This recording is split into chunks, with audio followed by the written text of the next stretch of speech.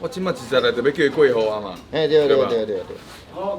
会免讲话，唔知啦。我伫咧盐水大饭店内底演的是昆阳啊。我伫咧地方吼，我是咧造福人群，大家若手头有困难，拢会来找我的大善人呐。伊为着要生存，所以因大的昆阳叫伊做啥，伊就去做啥。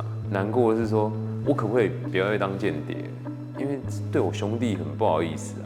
我是真重得啊，这个人才。不过你若是真正要带阮小妹，我是感觉你配袂过。伊的个性，伊无咧惊的，我爱着就爱着啊，这就写着。较尴尬的部分就是，因哥哥是我的头家。我的细汉若搁较厉害，嘛是我的细汉的啊。阮小妹若要嫁，就要嫁一个比我较厉害的，较会幸福啊。这些相抵触的东西一直在阿德心里面打架。